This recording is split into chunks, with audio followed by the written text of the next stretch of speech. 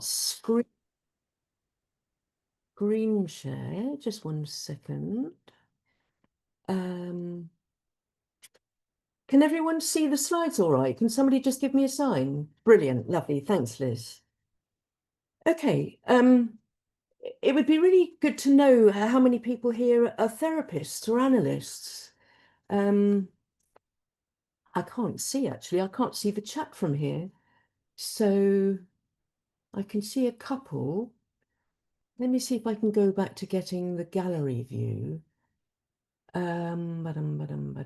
Can I get that? Yeah, if you stop sharing your screen, I've got to stop sharing. mm, Okay. just for a 1 second. moment. I see. Got that. Okay, so 1, 2. Okay, lovely, lovely. That's great. Yeah.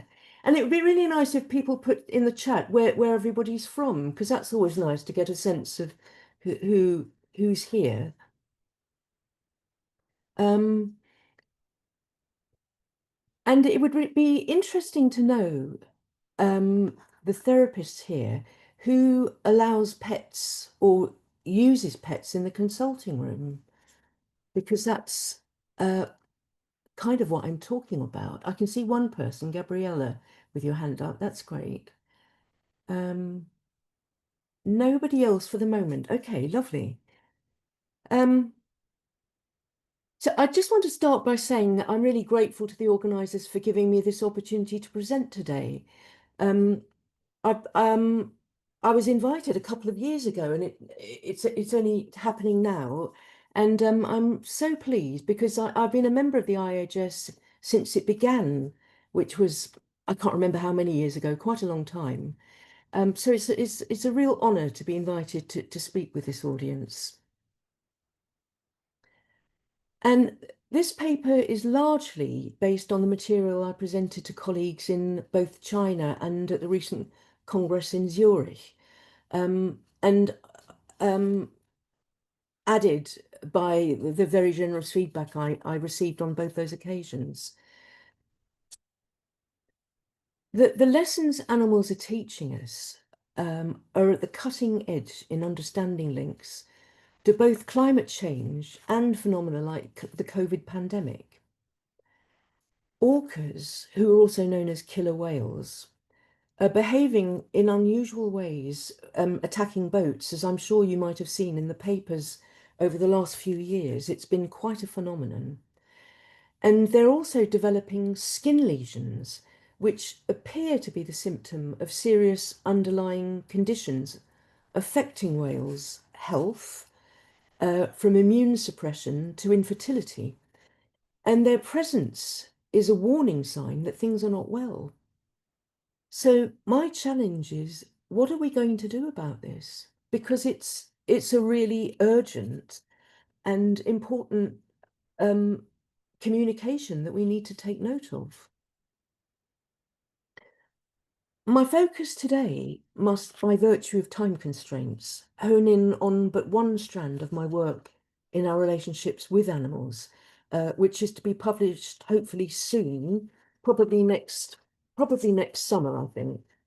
Um, and I'm talking today about our relationships with animals and what is known as interspecies or sometimes multi-species communications, which I see as occurring via telepathy.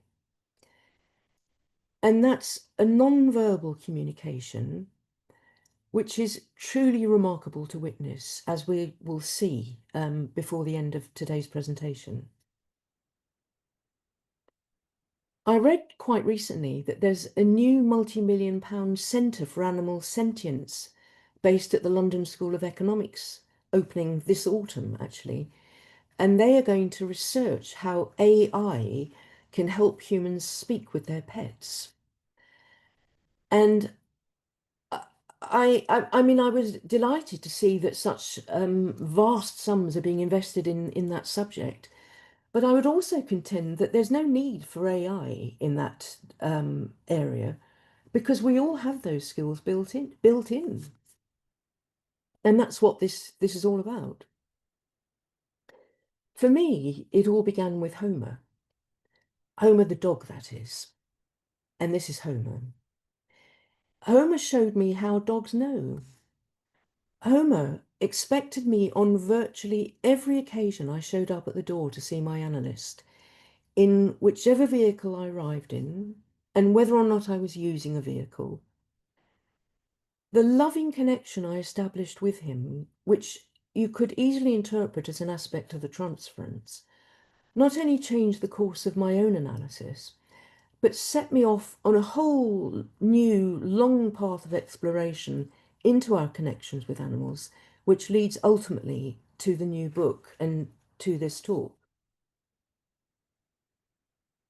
The starting premise is that there's more to life on heaven and earth than we dream of.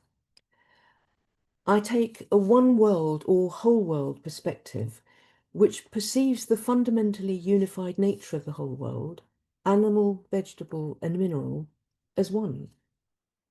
And that, of course, as I'm sure everybody here knows, is what Jung referred to as the unus mundus, the term he adopted from alchemy. And that philosophical narrative underpins the science and intuitive knowledge which is at the heart of this work.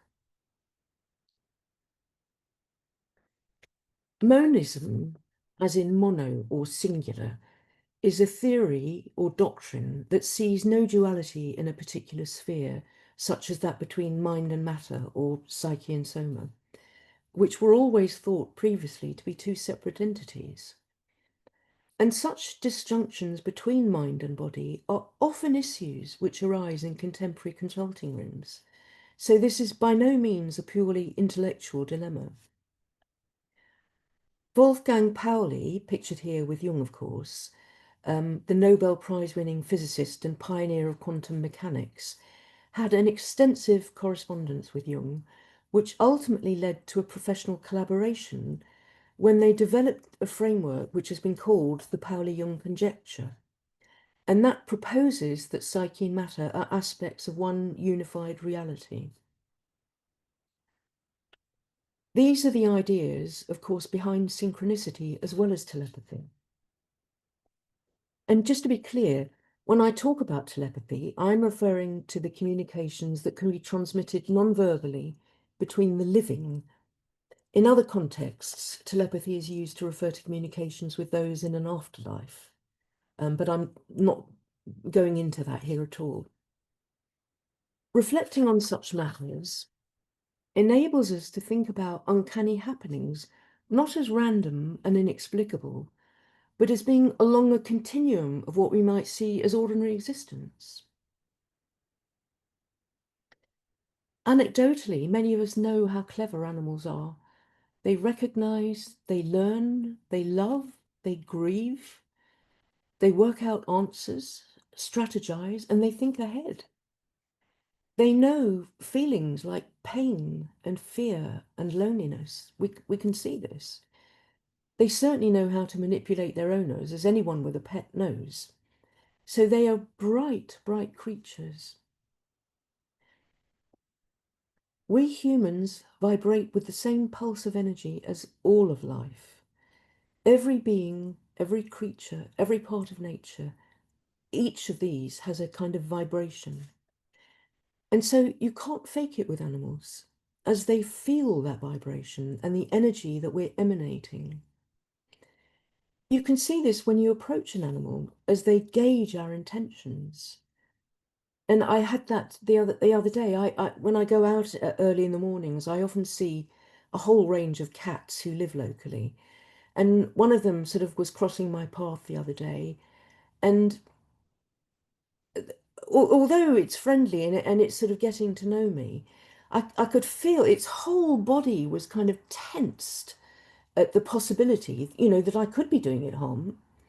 And so you can see it. It's like their whole bodies can go taut, just anticipating which direction they need to dash off in.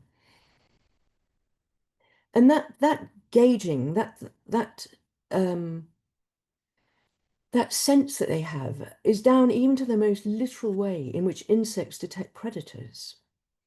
For instance, the spider can tune its web to attract smaller creatures if it's particularly hungry. the spider's web is seen as a kind of extension of their cognition, which means that they have a type of mind. They know how to adjust their web to these different circumstances.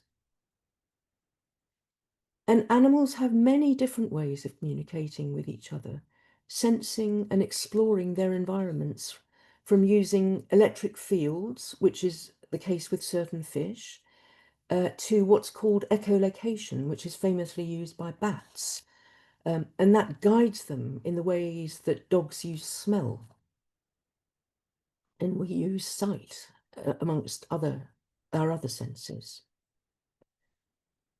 My work here is concerned with what I see as the telepathic communications which exist between human and animal. And given that the human genome is 98.6% similar to that of chimpanzees, perhaps it's just not so surprising. And I can't help here but to include a slide of the wonderful Jane Goodall, who's a legendary anthropologist and conservationist who died just a couple of days ago. And she did just incredible work with particularly chimps. And the chimp that she's with here in these pictures had been nursed back to health from near death, and they're setting the chimp free. And I've got a clip showing the moment when they set the clip free, which we're going to view. Have you got that handy there? Yes, could you stop sharing your screen so I can share Oh, of mine? course. Yes, yes, yes. Thank you.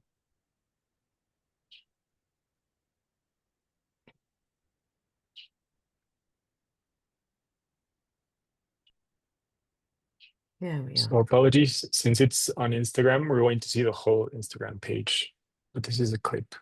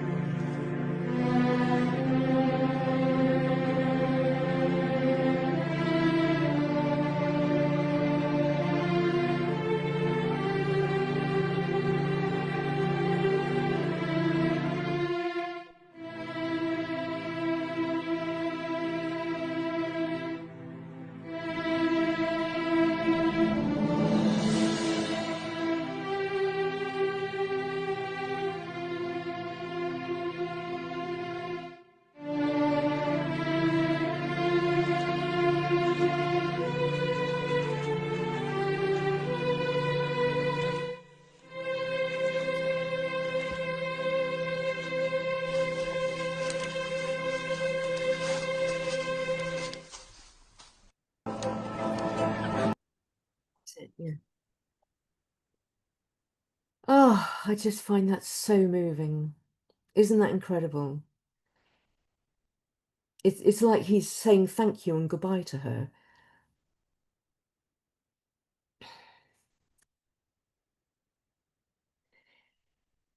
The connections that I'm drawing might seem mysterious. You might even think they're far-fetched. But perhaps I can ask you to suspend your disbelief, to imagine that these connections may indeed be real, even if you might not have experienced them for yourself. But I'm guessing probably a lot of people here have experienced them, because that's probably what's brought you here today, which is fantastic. And we have, after all, been accustomed to talking to digital devices and using artificial intelligence. So communicating with the natural world to me is far less of a leap than that. Talking to an algorithm is nuts to me, but talking to an animal is absolutely natural. But fundamentally, what I'm talking about is quite a hidden, you might even call it a secret area of the work of therapy and analysis. Because although almost no one talks about this phenomenon, and it virtually never comes up in supervision, in my experience, but many practitioners allow their pets into their consulting rooms. And given that we talk at length about the minutiae of clinical work, including the physical environment in which we work, I find that remarkable. And I know some people, when they work online, they have their animal on their lap or at their feet, but it just doesn't come into it necessarily. So it's kind of hidden beneath the waterline. But to me, the animals who come into the consulting room can be the source of information and even support the work. I see them as performing a kind of auxiliary clinical function. And more than that, I contend that they bring out the humanity in both parties, in the therapeutic couple. In my own case, I first noticed this with a difficult long-term patient I worked with for a long, long time and who struggled with intense negative transference with me. But on the quite rare occasions when he came to sessions with his dog, the situation was utterly transformed and there was a real warmth and a humanity between us. And we both noticed it and puzzled over it a lot.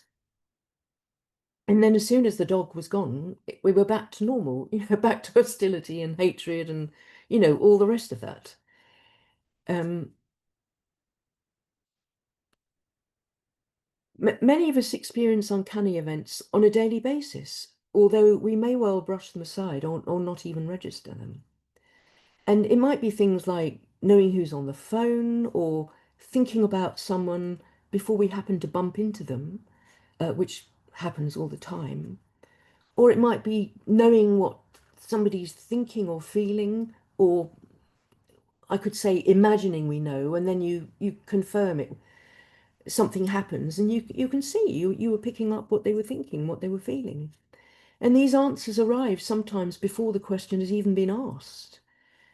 And that to me is not dependent on your IQ. It's just not on that level, because that capacity is built in as standard in both humans and animals.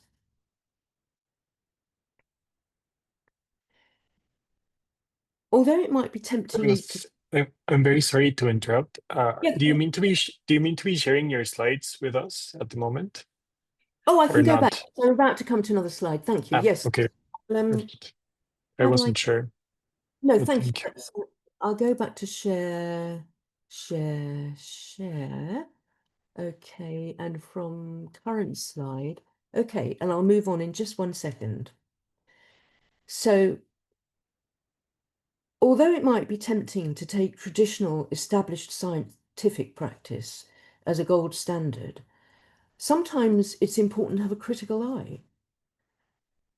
And an insider such as Dean Radin, who is the chief scientist at the Institute of Noetic Sciences, he can't easily be dismissed when he expresses the view: experiments have demonstrated that the worldview implied by classical physics is wrong.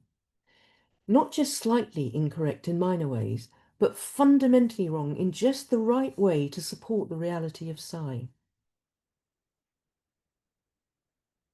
Many of the writers I've turned to in my research are hard scientists, and yet even some of them are prepared in the face of uncanny experiences with animals to think the unthinkable. Alexandra Morton is a marine biologist with a specialism in whales, based in the US and Canada. She was seemingly trapped in her boat by a pod of killer whales on one occasion. But actually, it transpired they were actually guiding her boat to safety through thick fog and riding alongside her in a protective manner. And oddly, strangely, by coincidence, find your own word, it took place after she'd spoken passionately at a meeting in support of whales not being captured and found it hard to compute how they might be aware of her allyship, she said. She wrote, I know this has no place in science or even in a sound mind, perhaps, but could our parameters on reality be just set just a little too tight? The biologist Maddalena Beazzi was taking notes on a party of bottlenose can't speak, bottlenose dolphins. Just after they began feeding, one of the dolphins suddenly left the circle and began rapidly swimming offshore. And then immediately the others left their food and they followed their friend.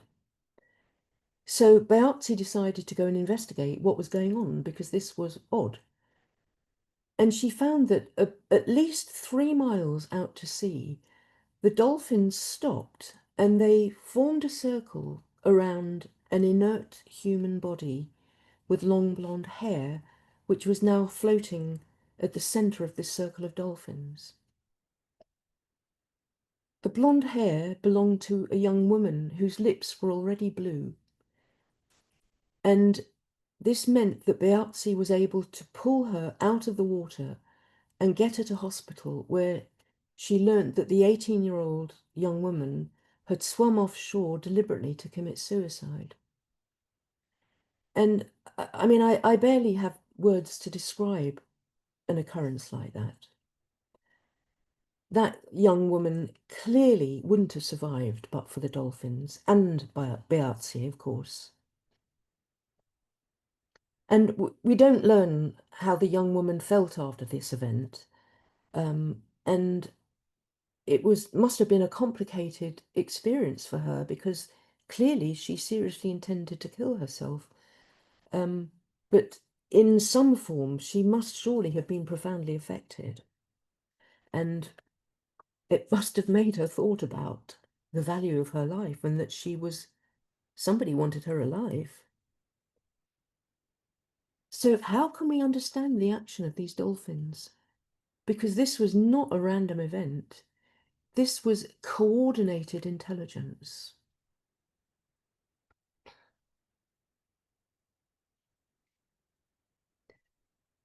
Telepathy and other phenomena, such as psychokinesis and ESP, come under the umbrella term of psi. Early Western scientific research is found in the seminal work by Gurney, Myers, and Podmore, which contains copious accounts of telepathy. I mean, I could show you here, I've got, that's the volume. I've got their volume here. It's absolutely massive, and it is stuffed with account after account after account of really, meaningful, convincing accounts of telepathy. The Shang dynasty is, I understand, the earliest dynasty of traditional Chinese history famous for the invention of writing. And I learnt that the king or professional diviners in that era, hired by the king, used oracle bones to make predictions about the future or to answer questions much like consulting the I Ching. And these are the earliest known applications of a form of psi experimentation. I also want to mention a new piece of contemporary research which has been reported about a Cambridge study examining if dogs and their owners are on the same wavelength, literally. About 40 dogs were fitted with bespoke headgear, which was fitted with high-tech equipment to measure their brainwaves and specifically whether they synchronize with those of their owners. The lead scientist at the University of London was inspired by his work on similar experiments conducted between mothers and babies. The humans are fitted with a snug cap punctured with 32 holes. And this slide shows you Callisto being fitted with the cap. And these are filled with gel, and an electrode is fitted to each to monitor them. And they're just the same sort of caps as are used in dream labs to measure REM sleep. In the case of the dogs, an innocuous white paste is used to hold a small arrangement of about 10 electrodes on their head. And reassuringly, I found, both caps are receivers so that they only detect signals going out and not coming in, so they can't be electrocuted by them, fortunately. And in the experiment, the human is asked to switch their attention on cue between interacting with their dog or looking at their phone or chatting to a researcher or different things like cuddling a toy. So attention in different directions. And the researchers record if brainwave synchronization increases or decreases as the attention is directed outwards and away from the animal, with video recordings allowing the team to look for correlations. And of course, we instinctively know the answer to these questions. Of course, they synchronize.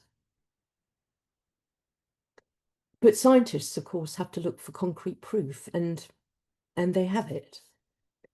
And there's been the same sort of research. It's virtually identical in China. And they've also used the EEG devices as well as LSD.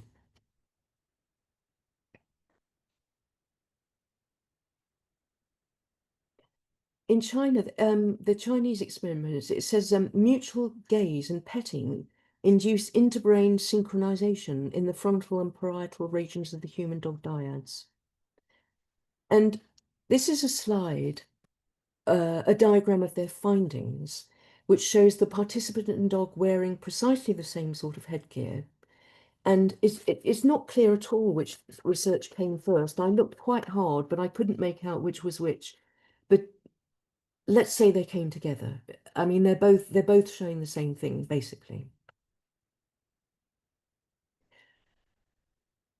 Dean Radin, who I mentioned a bit earlier, he cites some great examples of telepathy, including one where someone was given the coordinates of a secret location the American intelligence community, the CIA, had supplied of a Soviet site of interest. And an experiment was conducted in rigorously controlled conditions. And the person drew a diagram of what he saw telepathically, which was later compared with a diagram produced by the CIA from satellite photographs of this secret location. And the two were virtually identical. I have got photographs of it, but I couldn't find them to make a slide of it, but they really are virtually identical. I mean, of course, we've possibly or probably all experienced communications with others, which could be described as telepathic. And sometimes they bring a kind of wry smile, as it feels uncanny. It creates a feeling of intimacy between the parties sharing those connections. And perhaps that's not surprising.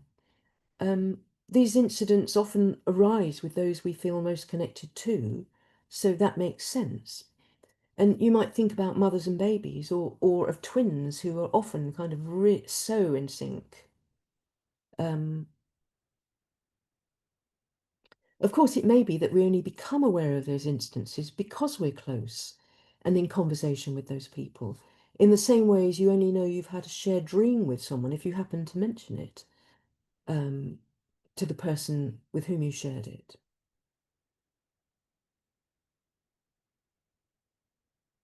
The British biologist Rupert Sheldrake, who is a great favourite of mine, I absolutely adore his work. He's conducted his own experiments over many years, and a lovely example of his is one day when my daughter was about 2.5. We were driving in the car and I saw some colourful flowers in a window box. This prompted me to think of the rhyme Ring the Ring of Roses. I'm sure I didn't sing or hum the tune aloud. A second later, my daughter started to sing the very same rhyme. I asked her, "What made you think of that song, honey?" And she replied, "You did, Mummy." "Did I sing it or was I thinking it?" And the child says, "You were thinking it, Mummy." I mean, you couldn't make it up, could you?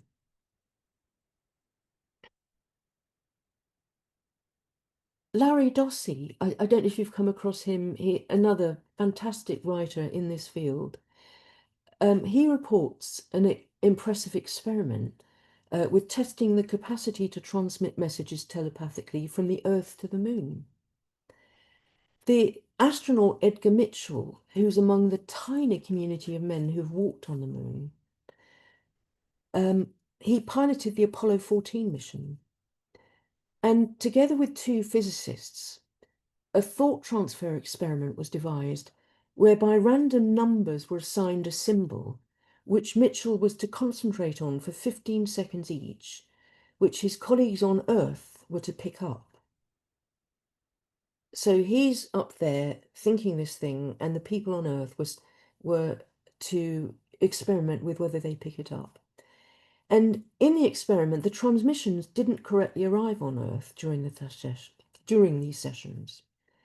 However, they later discovered that the physicists receiving the transmissions on Earth had in fact written down what they received before Mitchell had even sent the transmissions. I don't know what you can make of that, but it's phenomenal, isn't it?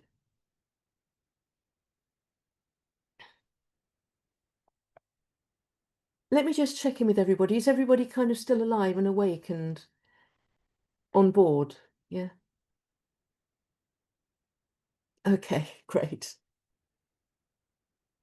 So hearing about a patient's relationship with their animals can be really instructive, I find.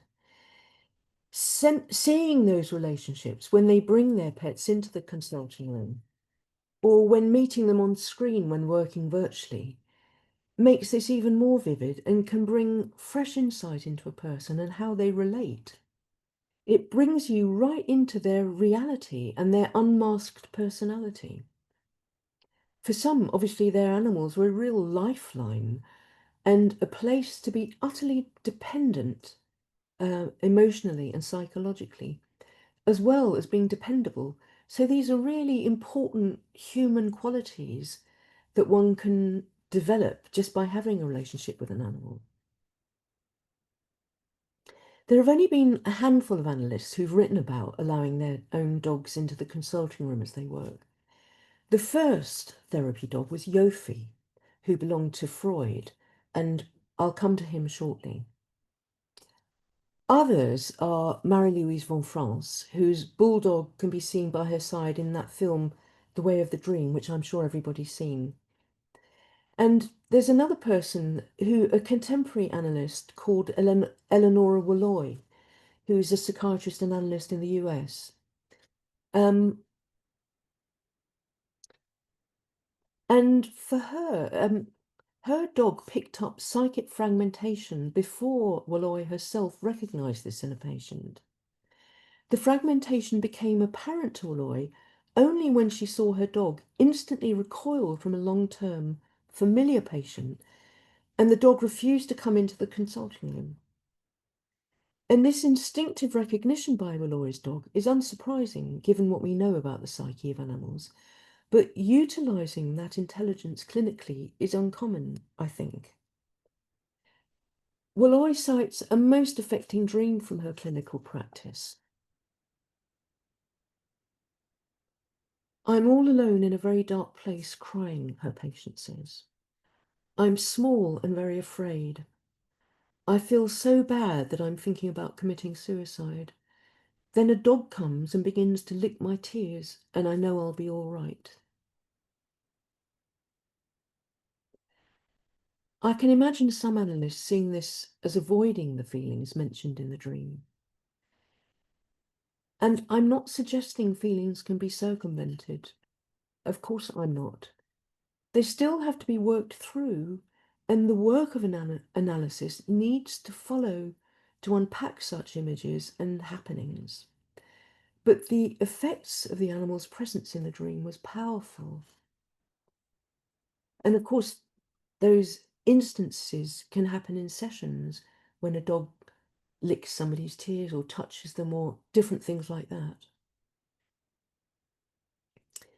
The animals instinctively know when the patient is in need of comfort and affection, and intuitively respond in a way the therapist can't because of the wisdom of abstaining from too much physical closeness, as it could potentially be seductive or misleading to a patient. The simple closeness of an animal can be deeply healing. It puts you in touch with your own instinctual animal nature. It chimes with something deep within and elicits longings for closeness and distance at different times. Indeed, every conceivable emotional, psychological, relational affect can be triggered by the very presence of an animal. An animal showing affection can dispel negative feelings about yourself. Because I think there's a level of trust. If you can see a dog likes you, you can trust that. That they're not playing games. So it makes you feel there's something likable, lovable about yourself. When the analyst animal is encountered in the consulting room, they'll often appear in patient dreams, which again form sometimes important strands of the analytic work and provide further insight into the transference relationship. And this is good, workable material. Donald Griffin, who discovered echolocation in bats, has been a professor at Cornell, at Harvard, and at Rockefeller Universities in the States. And he's now an associate of the Museum of Comparative Zoology at Harvard. In his Animal Minds, he explores the notion of animal consciousness. And in summary, his view is animal cognition, yes. Animal consciousness, no. Or at least he thinks it's unlikely.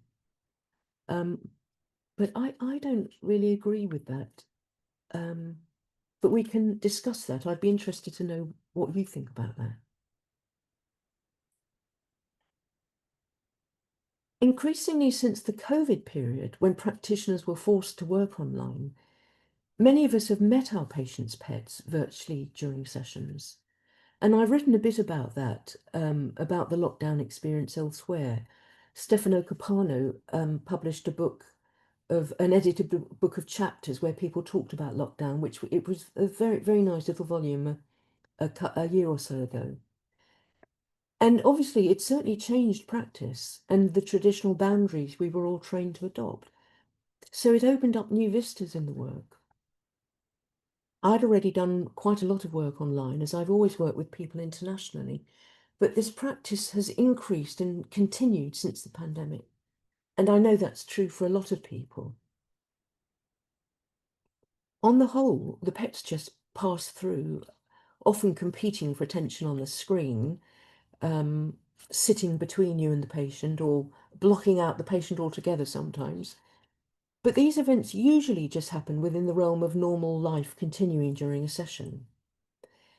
Although that's, of course, unusual in itself, as a session in person takes somebody out of their usual environment and into a space dedicated to quiet contemplation of the matters they wish to bring to a session.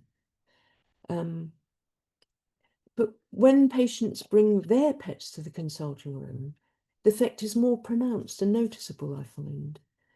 The relationship the patient has with their pet is on display and often reveals different character traits to the ones we recognize as usually knowing. Sometimes I found that starkly different presentations appear in patients than one usually meets, and that can be quite surprising. It's often interesting to see how and whether the patient introduces you to the pet, sometimes with more love than you might have expected from the transference. They want to introduce you, I often find. One person who presented with very limited emotional capacity would become soft and warm and open with me when his animal was present, utterly at odds with the person I would usually encounter. And this didn't need interpretation in that particular case, as we were all too well aware of the contrast. But these events can be a breakthrough in the work. Rigid stances may be fractured, and greater potential may become apparent and accessible. Another patient related an occasion when she was suffering from a frightening panic attack. And when that happened, her beloved dog came and put a paw on her hand and his head on her heart. She said they made eye contact. And when that happened, the panic just disappeared. And she experienced that as quite magical, which I mean it is. I think that's quite a good word. It's just incredible that that can happen. And that same person told me about a recent book which had been published by James Middleton, who's Kate Middleton's brother. And it was about his relationship with his dog. And Middleton tells us about a period when he felt suicidal. And he was on his roof contemplating just jumping off and bringing his agonies to an end. But he noticed his beloved dog was at the bottom of the ladder leading up to the roof, which the dog obviously couldn't climb. But the dog wouldn't avert his loving gaze. He just stayed there and just kept on looking at his master, you might call him. And eventually Middleton decided he just couldn't abandon the dog. So he came down and abandoned his attempt to commit suicide. It's just incredible, isn't it?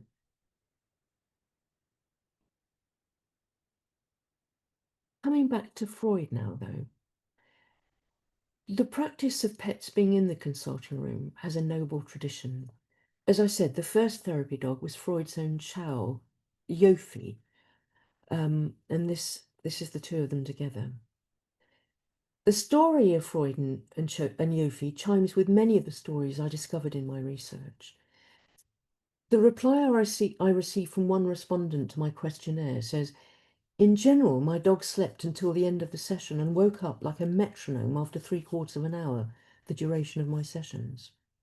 And the same thing has been noted by a number of other respondents. And Freud allowed his beloved Chow to sit with him in sessions. And when the patient was calm, the dog would sit near them. When anxious, further away.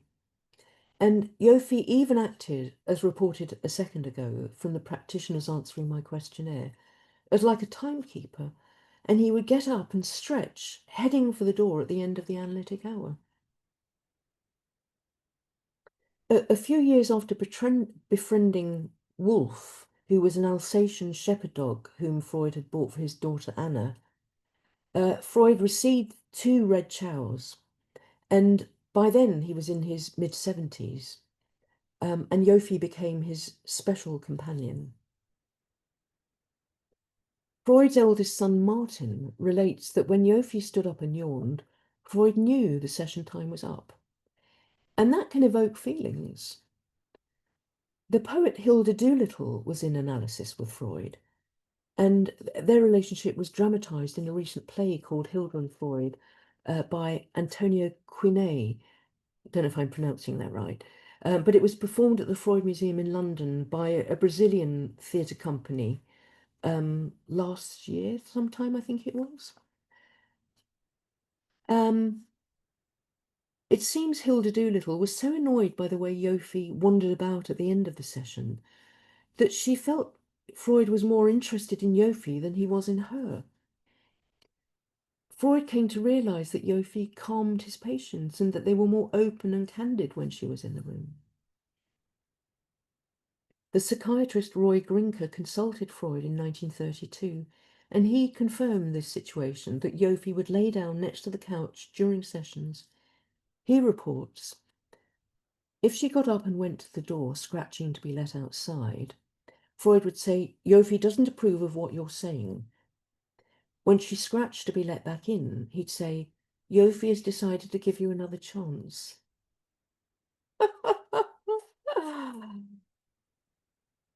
That's not the Freud that we usually hear about, is it? But I think it's quite charming. Grinker goes on that once when he was especially emotional, Yofi jumped onto him as he lay on the couch, and Freud said, you see, Yofi is so excited that you've been able to discover the source of your anxiety. And it makes me wonder how often people talk both through their children and their animals.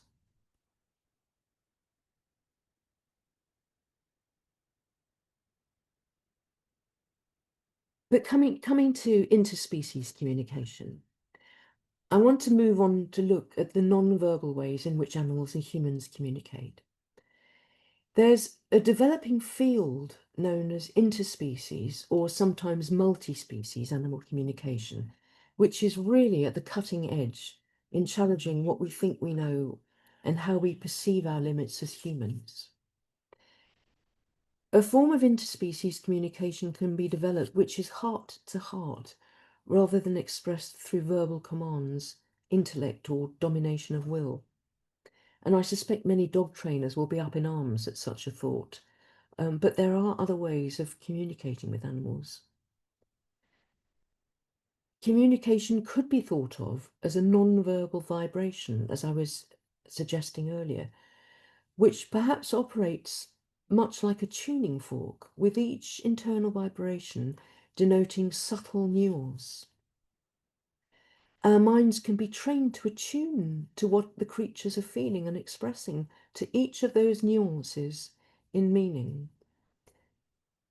And we all know from human relationships that thoughts and moods can be communicated without saying a word. That's the daily fare of relationships.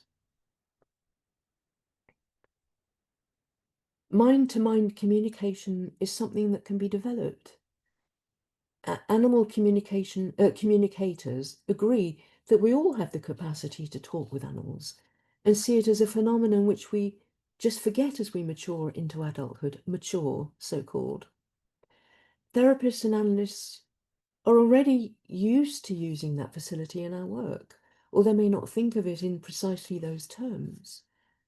Trainings speak about cognitive learning and theoretical notions, although clinical practice requires the capacity to tune into patients. It requires this facility. Clinically, you might refer to an intersubjective field or an imaginal realm. Some experience the communications with animals in words, in feelings, in emotions, in images, or bodily messages, just as a clinical practitioner may well experience in a session, but which in clinical work we would refer to as bodily countertransference. And I'm adopting clinical language here deliberately just to make the point that many clinicians have learnt to interpret such sensations and experiences with our patients, and our ability to communicate with animals is likewise accessible to those who are drawn to open that capability. Many of us have experienced knowing what someone is thinking or picturing. I have certain patients with whom we barely even comment on the fact that we're both conversing on the basis of what we're picking up on that level in a fairly unremarkable way. And think of Jung's gate diagram, particularly the bottom line with unconscious to unconscious communication. We both simultaneously envision a situation or an image or such like, and relating this confirms the feeling of rightness between us that can be built on as need be. Communicating with animals operates in just the same fashion. The communication is pictured in the mind's eye and felt and experienced, and may then be verbally articulated by the human or non-verbally communicated by the animal with a lick or a nuzzle or some such, for instance. Many people emphasize the need to listen to animals more than talk to them. Laura Silver describes the way she receives communications. She says, "It was a self-sense. My heart just felt expanded. It was a feeling of love and of knowingness, a deeper perception that was communicating to me through the porthole of knowingness." Alan Boone, a writer in this area, thinks of communications with animals as the parties being communicated through what he calls the mind of the universe, which he sees as moving through everything, everywhere, in a ceaseless rhythm of harmonious kinship. These ideas introduce a level of spiritual thinking which requires some understanding of the nature of our existence, having at its core a divine spark. This level of communication can only operate where there's a sense of mutual respect and honouring of the true kinship between creatures. Alan Boone came to the view that there really are no boundaries separating us from each other on this level, except in our imaginations, and I would add, in our fears and anxieties. Putting aside our fears and anxieties requires trust, both in oneself and in the creature. It requires an ability to be utterly open, transparent, psychically porous, and thus perhaps vulnerable. Many struggle with allowing such states to emerge, and yet I'd argue that we're always readable on some level. As Dean Radin puts it, at a level of reality deeper than the ordinary senses one can grasp, our brains and minds are in intimate communion with the universe. It's as though we lived in a gigantic bowl of clear jello. Every wiggle, every movement, event, and thought within that medium is felt throughout the entire bowl. The field of interspecies communication is a relatively new one. And the best example I can give you is the work of a South African woman called Anna Breitenbach. And we're going to watch a film of her communicating with a black panther who was causing problems. And I don't know whether you've come across her before. I'm going to stop sharing here. Have people come across Anna Breitenbach before? Oh, great. Okay, then you've got a treat coming. So we're going to watch a film which is about 12 minutes long, and then we can chat together and see what comes up. So if you wouldn't mind the film, please. Here it goes. We have it on full screen. Yes.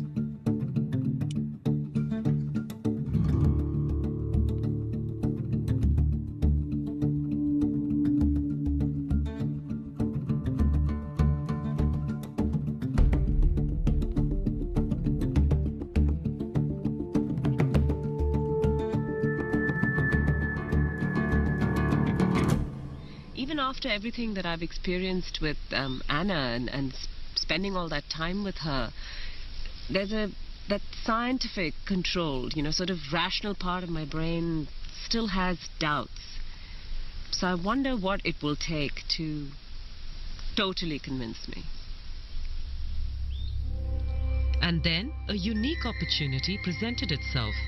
In the course of my work, I had come across the story of Jörg Olsen, an ex-policeman turned conservationist. Jörg and his wife Karen set up the Jukani Predator Park. Here, many big cats rescued from bad zoos and canned hunting farms are offered a home and get lifetime care.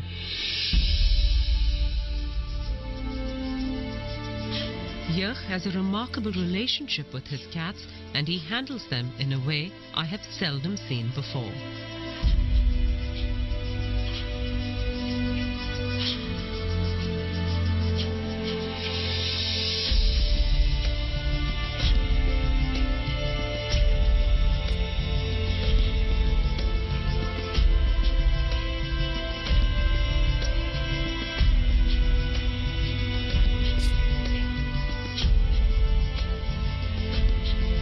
But there was one big cat here that he did not know what to do with.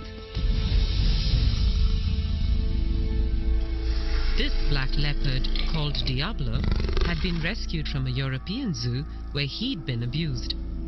That experience had made him suspicious and vicious. All he did was sit in his night shelter and snarl at anyone who came close to him. 6 months in, and Jörg was at a loss as to how to deal with this cat. That whole atmosphere there was a vibe of aggression and of I hate you and I will kill you. And the one encounter I had with him, he sent me to hospital 1 bite, 1 week. Here, I thought, was the perfect case. If Anna could get this animal to change his behavior and become well adjusted, then I would have no choice but to acknowledge that she was in dialogue with animals. It took me some time, however, to convince Jörg to bring in Anna. He's a dangerous cat. He's very, very dangerous. He's towards me and towards everybody else. In my opinion, the chances of an animal communicator changing that, it'll take a lot to convince me. I honestly do not believe that an animal can talk to a human or communicate with a human. I've had animals my whole life. We give them commands, we give them instructions, and they do it as we habituate them, basically. But I'm very skeptical to think that an animal like Diablo will communicate or can communicate with humans. I am desperate, however. I do not want to lose him. I made sure that Anna had no information on Diablo or his history before she came to speak to the black leopard. I was nervous to see what would happen, as this animal never let anyone near his night shelter without a lot of snarling and growling.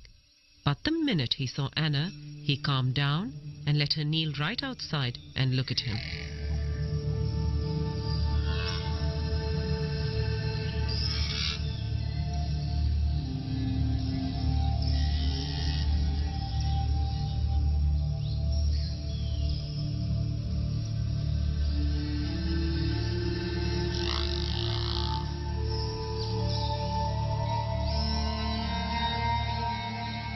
This beautiful black leopard that you've asked us to communicate with is very overawed by his new surroundings, having come from a very cramped and stressful place for him. That this place has been provided for him, but he's been quite conditioned by a very unfortunate past. He doesn't want much to do with humans as a result. He's immensely powerful, and I mean not just physically, which you well know and respect, but he's immensely powerful with a wisdom and an energetic presence and personality that is far bigger than anyone has ever appreciated about him before. And he commands a certain amount of respect for that.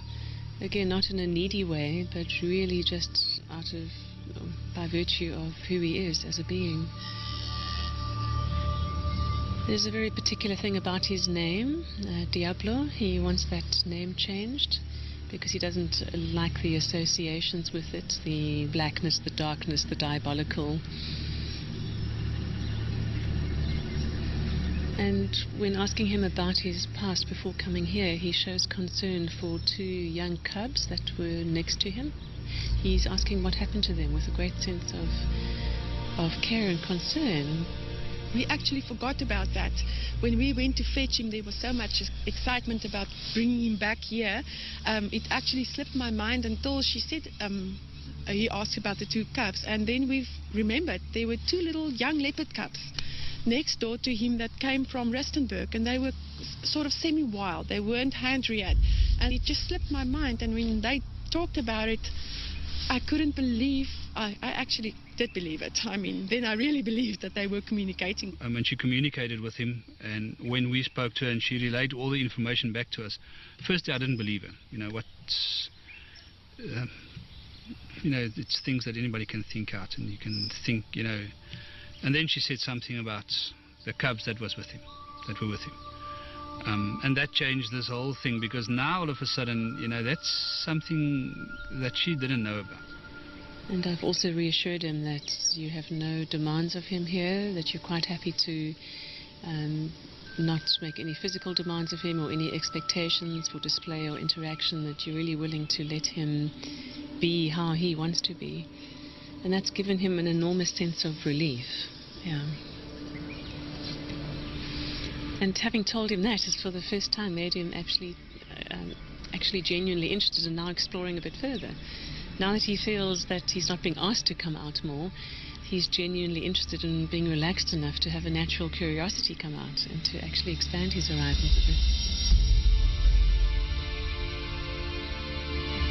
And Yeh was just stunned when the black leopard walked out of his night shelter into the larger enclosure later in the afternoon. In the 6 months that the cat had been here, Yeh had never seen him out of the night shelter. He then decided to rename the leopard Spirit.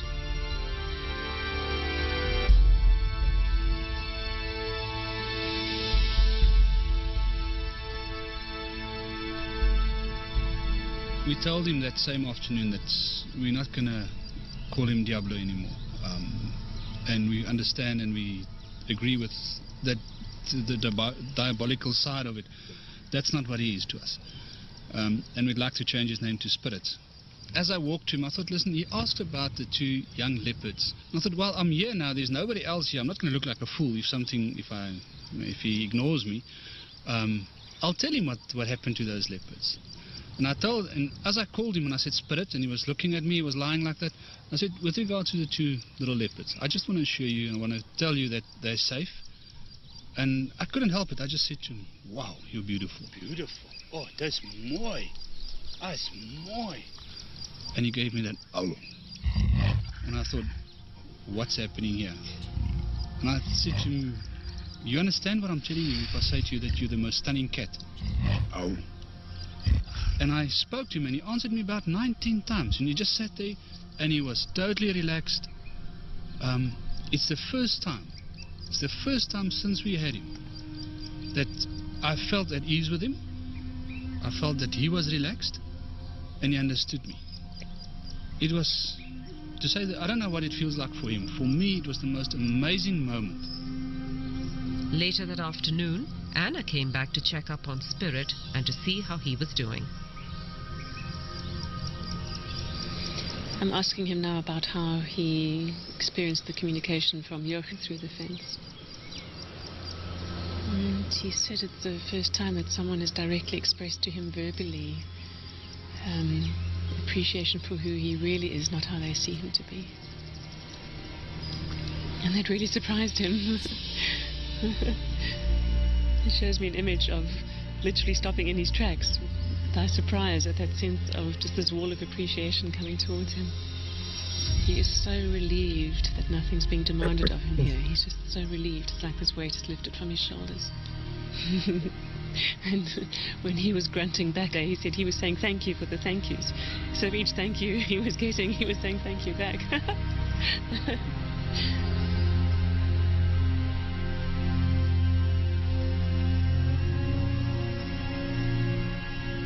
Is there anything you'd like to say about that feedback? I think we'll talk about this a bit later. I can't listen. So we'll talk about this later. It's unbelievable. I'm overwhelmed.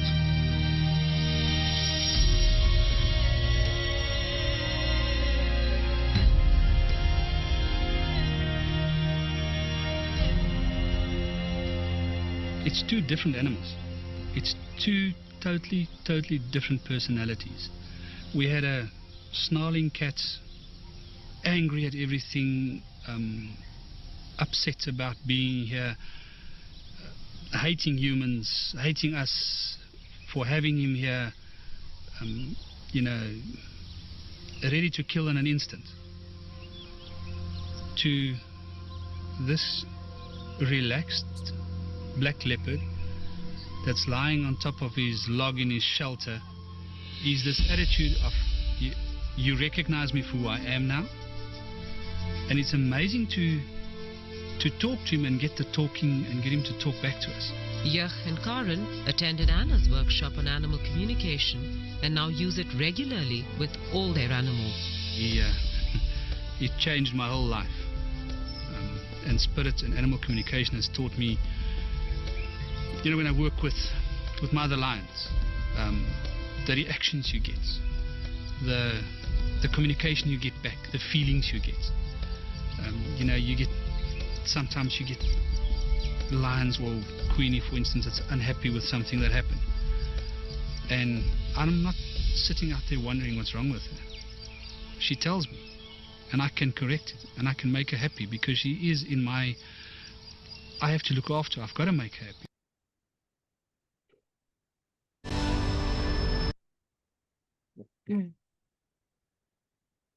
Okay.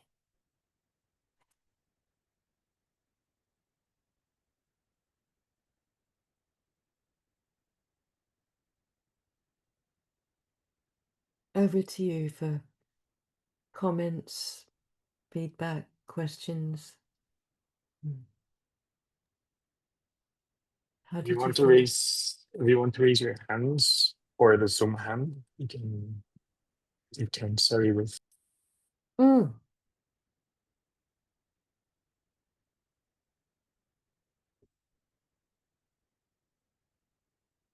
Stunned into silence.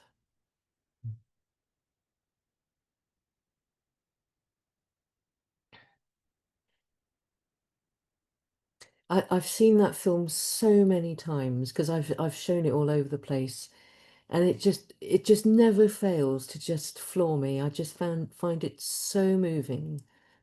Mm.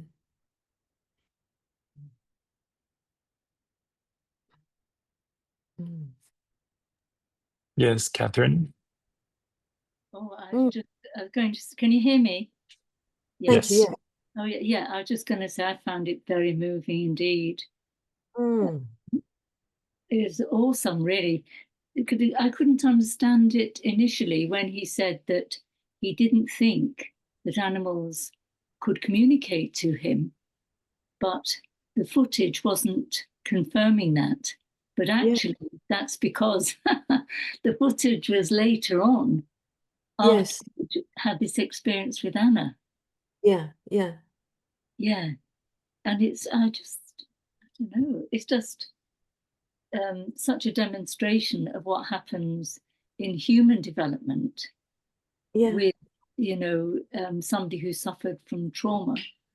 And so, as thinking about Cal Shed's work and the protector persecutor Yeah. aspect of the self, we'll Mm. say, and that's the Diabolo, the Exactly. witch. And yet, the other side of the archetype obviously is the other face of it, and it's kind of breaking through that trust and that Mm. this being seen. Yeah. Yeah. Exactly. Brilliant. Yeah. Yeah. And suddenly feeling safety. Yeah. Yeah. It's such an amazing demonstration, really. And I was wondering, because I was thinking, is it projection? Where is it? And it must be in the field between them, is all I could think. You mean the communication, is it projection? The words that how she was describing what was happening, for the cat, for the yeah. And I thought, well, is this now they're her words? How much does it exist within her psyche, and how much within the psyche of the cat? You heard her say she sees the images. She saw him sort of um um when he was shocked, he sort of was taken aback. She sees the images and then puts words to it. So Yeah, the communications obviously aren't verbal, but yes, they come in felt sense and in images, like we all experience in other contexts. Yeah, in the work. yeah, yeah. And you can't help but think that must happen all the time. Yeah, But we just no longer perhaps tune in yeah. on, we're not very conscious of that, but I think that it must be, Mm, just yeah. like the way mirror neurons operate, say. Yes, yes, absolutely. Yeah. Mm. Extraordinary. No, thank you very much for that. It's very moving. Oh, no, no. It's interesting to hear your comments. Thank you, Catherine. Yeah, yeah. Anybody else? Yeah.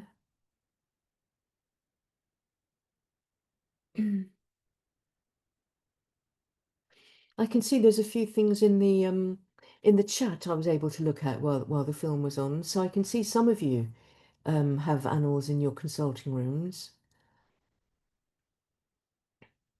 And so obviously think about them. Mm.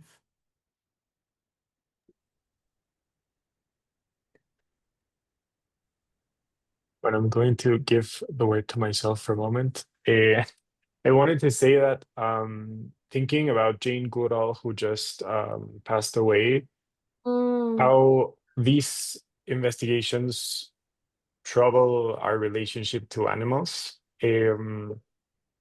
because it's easier, I think, to relate to animals very exploitatively and violently when you don't acknowledge, what did you phrase it, Ruth? When there's cognition but not consciousness, right?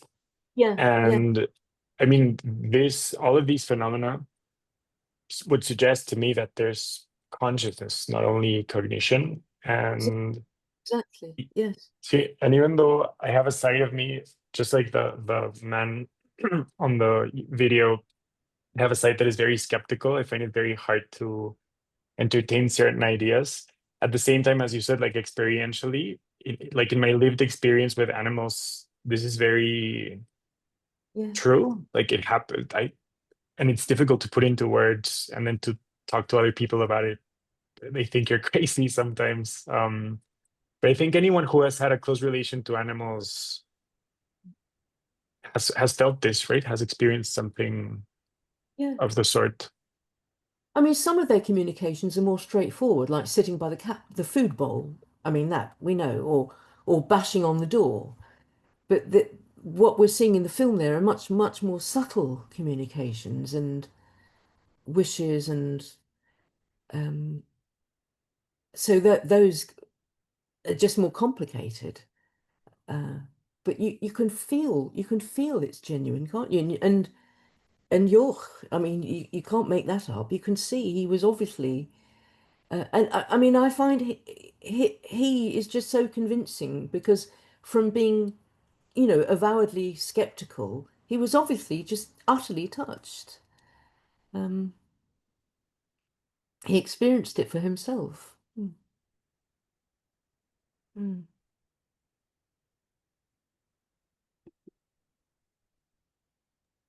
Yes, indeed. Hello, thank you so much. I have so many thoughts and feelings, but your whole presentation, I feel like I've been very relaxed. It is very different than a very intellectual, theoretical presentation. But I think you brought this up along the way. I was really struck, and I have a number of times where my cats, and I work primarily on Zoom, but over the years, in my where I live with two cats. And one case that really stuck in my mind was a young woman who was around 18 and still, it was during the pandemic, still, well, living at home and still very much part of her family group and complex. And she was very beautiful, very reserved. And she would come and sit, and I have two brother cats. One would, without, very consistently curl up in her lap. And she wouldn't fawn over the cat, talk to it much, but she allowed it. And I would always tell her that if she didn't want the cat in her lap, that he would, she could easily push him aside. But this was so consistent, and it really was a contrast to her ego presentation. And I don't think she ever showed, she was very reserved, I think very conscious of her looks, but very, and we didn't have a particularly positive transference. I mean, we worked for a little over a year, and she never let down that kind of persona facade. But it was very important to me to see this reaction, and the cat has never been that consistent, and his reaction to a client. So it gave me information like you had. Yeah, yeah. And so she could put down her guard with the cat. Is that? She didn't change at all. She just allowed it. Right. The cat would just curl up in her lap and kind of play with her tissues. She would always, and she would just, it was just that. She would just allow it. She wouldn't really talk to him. Yeah. So she didn't really change, but it was just, she herself and the cat created this image to me together, which was revealing of something she couldn't yet Yeah. really express. Did she refer to it? I would. I don't, that was, she wouldn't, it did not cause her any, she didn't talk about it, it didn't Right. surprise her, please her. I mean, probably did, but she just didn't express it.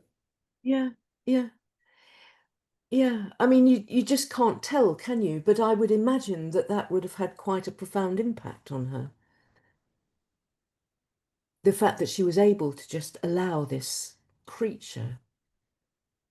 I think so. She never Mm. Mm. changed. As you were speaking of the cases where you would see the transformation, you were even if a person would change back, Yeah, you yeah. observed. And I never really saw that, but I still, it's given her age, it just makes me think about, how she might develop later in Mm, her life mm, after she mm. leaves her family, that there's something, she's not a fully formed adult as yet. So it just, Oh, right. Mm.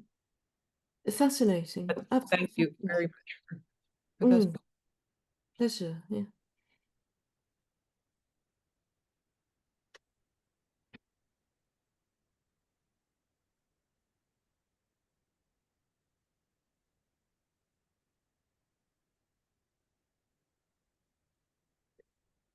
Hello, Barbara, you've got your hand up. Yeah. Can you unmute yourself? Yeah.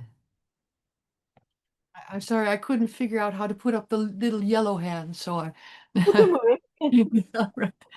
Uh, it's fascinating. I'm in, I don't know how to speak now. Um, uh, the experiences that I've had for the last 20 years is in the far north of Norway, where I've been working with people who really have the contact with animals still. Right. And I'm just trying to figure out if I want to tell a story or the one thought I have is I'll just share that. Um, when you brought up the dolphin saving the girl, um, and what they were doing, as you described it, they were all around her. Mm, What these far north people say about how they help someone is mm, they say, for example, one just very easy example is there was a reindeer herder who called my friend, and he was complaining about his herd that they were not, you could not gather them. They were all spread out all over the place. right. So my friend listened on the telephone for a long, long, long time, and he said finally to the reindeer herder, let's bundle our thoughts and see what happens. And so the telephone's put down. Next Yeah. morning, the herder calls up and says, "Thank you so much. The herd is now manageable." Isn't that wonderful? Yeah, but that's what were these dolphins doing? They were bundling. They were bundling their thoughts. To me, anyway. That's anyway. Oh, that's a wonderful story. Thank you, Barbara. It's Yeah. incredible. Yeah, but I mean, you know what you're talking about. I mean, what is this? What Anna was doing with the panther? To me, that she knew how to bundle their thoughts, Mm, mm, and it was exactly as you say that they also describe up there in the far north about how it comes in images.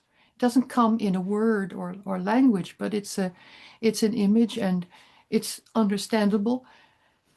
And this keep repeating idea that uh, things happen when you bundle together.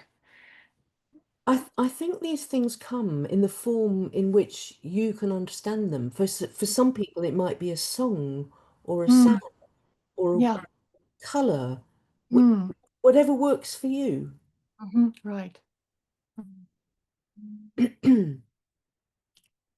Fascinating. Mm.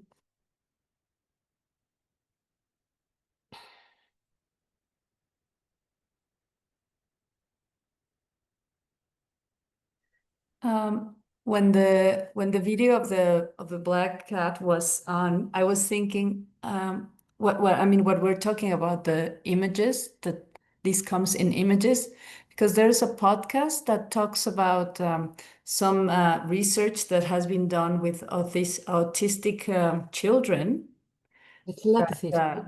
that don't speak, and how they have developed this telepathic communication with their moms, or I'm talking about that as well. Yes. yeah, It's and usually it also comes with images, no? yeah. Oh, it's incredible stuff. Yes. Incredible. Yeah. So Anna can see the cat's thoughts in images, or no? They communicate with images. Yeah. Yeah. Yeah. Mm. Mm.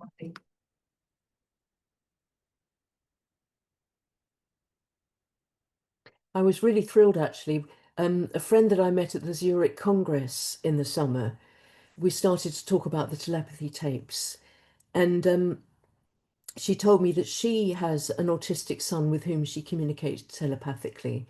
And I ended up being able to put her in touch with Diane Hennessy Powell, who did the research, and she's going to interview my friend for the tapes. It's just fantastic. Yeah. Mm. I mean, it's exactly the same thing. I mean, the children in the telepathy tapes, which is going off on a slightly different stream, they have this thing where they meet psychically on a place they call the hill. It's just extraordinary. Yeah. Mm. And when they describe what, I don't know if their mom is seeing a magazine, no, an image in a magazine, Yeah. when they describe it, what I think what they say is that they see the image that the mom is seeing, no, in her mind. Well, again, I think it's according to however people are made up. There was one instance in that I remember where the woman was reading this really turgid book that she could barely understand. And the son said, "Oh, give me the book." And he took it in the palm of his hand. He touched the book and he told the mother everything in it, including what she hadn't even read yet. It's just phenomenal. Yeah. Mm.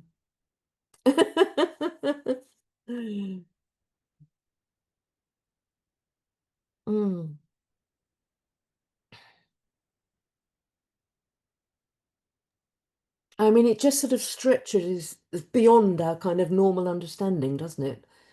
Because, for all the kind of deep and interesting and complicated stuff we talk about in analysis, this is just another dimension, really. Yeah.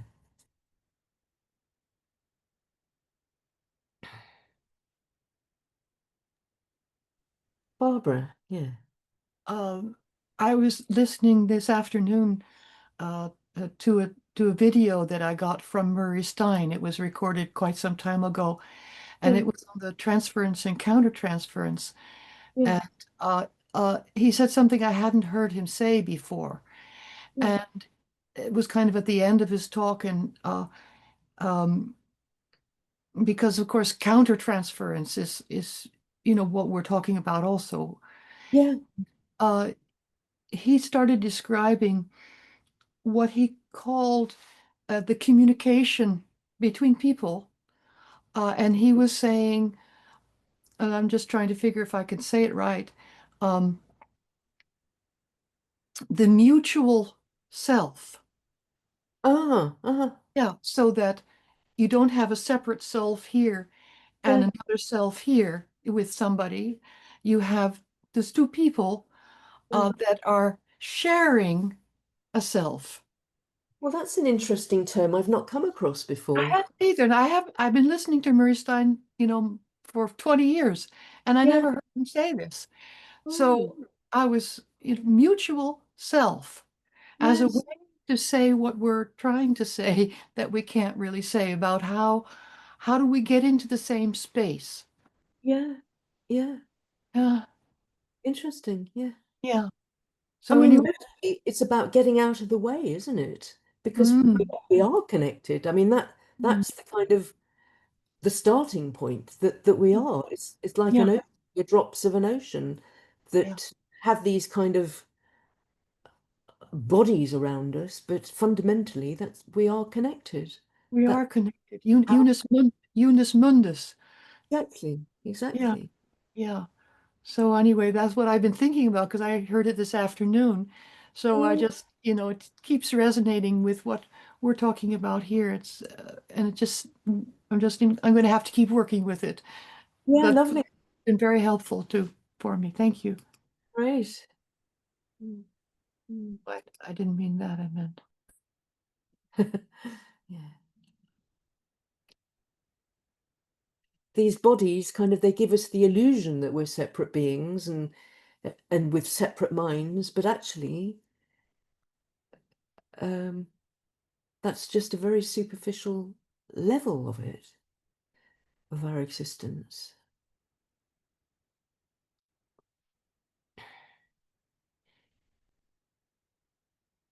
Any more for any more? Yes, Catherine. I was just going to say, it reminds thinking of Diablo becoming spirit. Mm.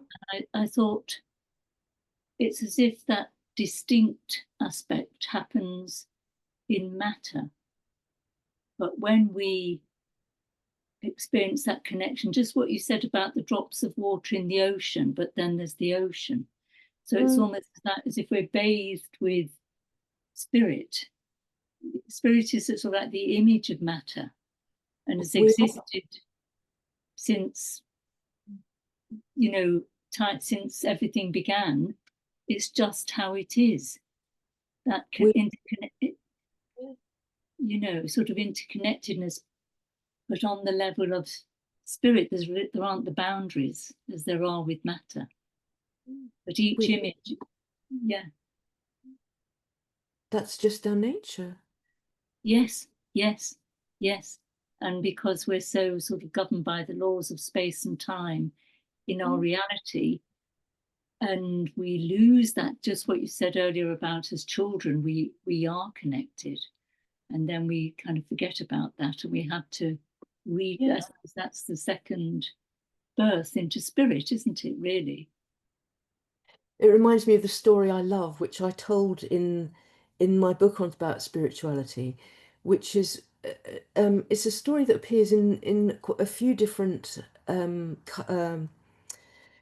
customs and uh, different times. But I know it from Judaism, the idea that we come from the lap of God and that we're born on the basis that we forget where we come from. And so we spend our life remembering where we came from, basically. Yeah. Yeah. If, well, God willing, that we can. Indeed. Indeed. Yes. Yeah. Oh, thank you. Particularly at this time when everything is so dark and terrible. Great need of that reconnection, remembering, gathering together. Just what Barbara was saying about the circling, Yes. Yeah. It's the opposite of that, who is it now who said that the universe can't hold? Yeah. Yeah. Yeah. Yeah.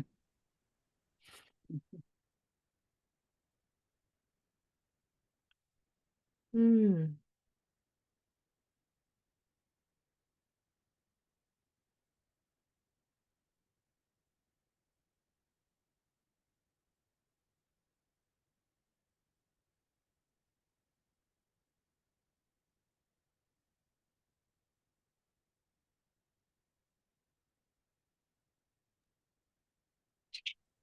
Are there any more thoughts or questions you would like to make? We still have some time.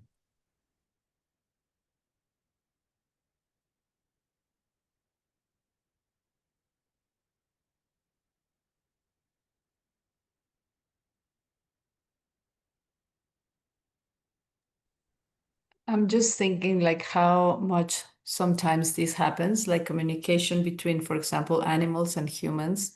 and how, in a way, we're so used to it. So we don't pay any attention to it because it's just there and it happens.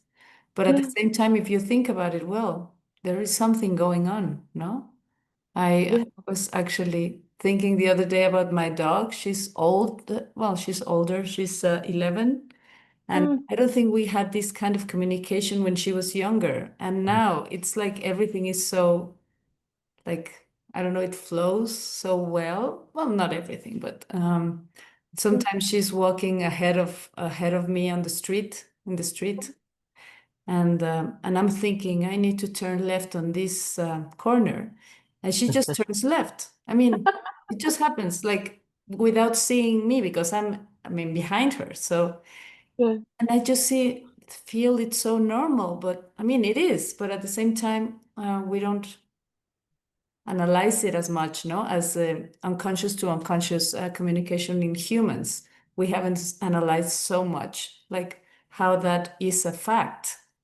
Of course. And it wouldn't be like a regular route that she recognizes. I don't know. Sometimes, I mean, sometimes it is, but sometimes it's not. I mean, it's just like we're going somewhere and she's free on the street and I'm thinking I have to turn here and she just turns. Or I'm thinking I need to stop and she slows down. Like it just, I don't know. That's funny. Yeah. Oh.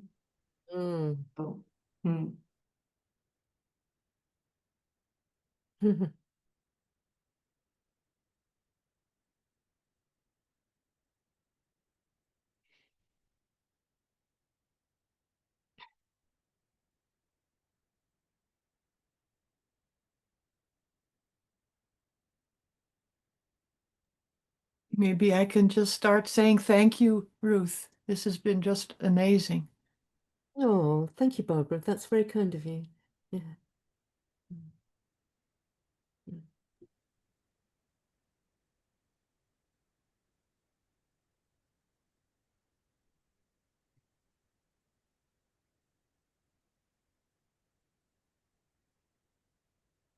Yes, please go ahead, Catherine.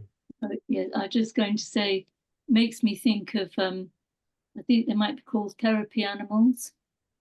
You know, Yeah. I think in nursing homes, it's been found that it might be a cat might sit with one person. Absolutely. Doesn't have much longer left. Yeah. And wasn't really known, but the cat knew. Yeah. I think it's extraordinary. Yeah. So whatever. But it occurs to me, you know, that we must have that too. But we're so separate from our instinctual animal nature. Yeah. That we can no longer perhaps tune in on that level. You know, and I think there are animals that know if somebody, for instance, is suffering from Parkinson's disease. 100%. Yeah. Years before. I mean, some are trained to pick up illness, but even those that aren't, they have got people to doctors and picked up cancers and all sorts of things. And there's one that I quote somewhere or other, which is from Rupert Sheldrake, where the woman, what did she have? I forgot. Oh, she had fits. She had epileptic fits. And if she was in the bath and started, I mean, the dog would alarm her that a fit was about to happen so she could get somewhere safe. But if she was in the bath, it would pull the plug out so she couldn't drown. I mean, it's just impossible, but it happened. It's incredible, isn't it? I know, to think that I have a dog, and so she's very much tuned into me. Lovely. And so to think that she has my welfare at heart, just as I have hers. Yeah. It's a rather lovely thought. Beautiful. Yeah. Yeah. Yeah. Wonderful.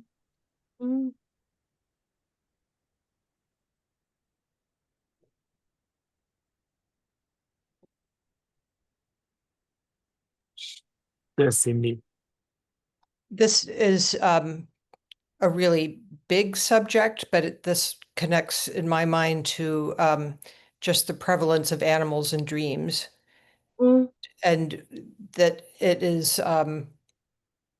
I mean, I'm sure a lot has been written about this, but just the nature of like whether animals and dreams are domesticated, like dogs, cats, or wild, and of course, snakes and dreams are everyday occurrences, but something that maybe we had to give more attention to. But just that range of just spectrum of animal nature that shows up in people's that's created by their psyche.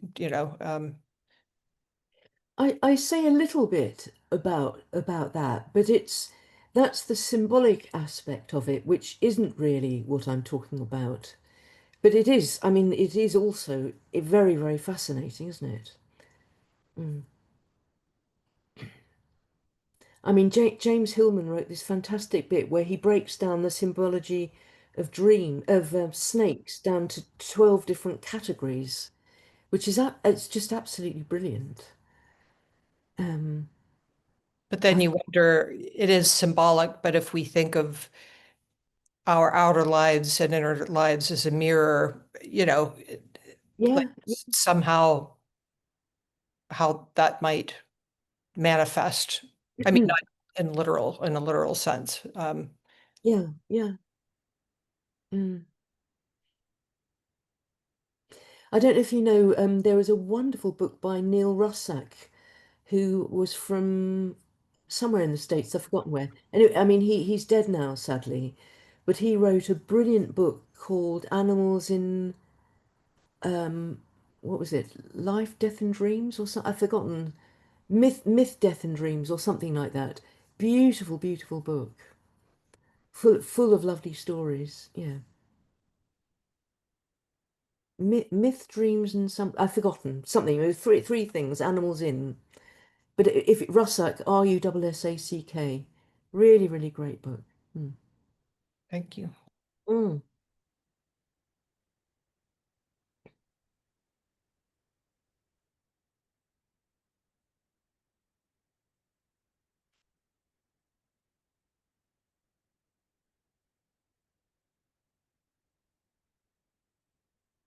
Maybe we're cooked.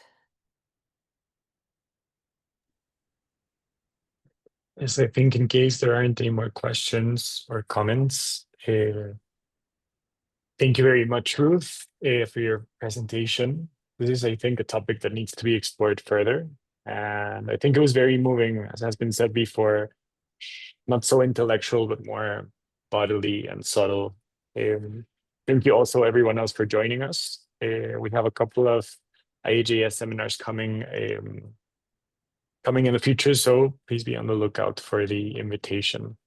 And I will be sending out the recording at some point during this week, in case you want to have it or share it with more people. Yeah. Thank you very much, Ruth. Thanks for all your help as well. Much appreciated. Yeah. Yeah. My pleasure. Thank you all for coming. Really, really nice.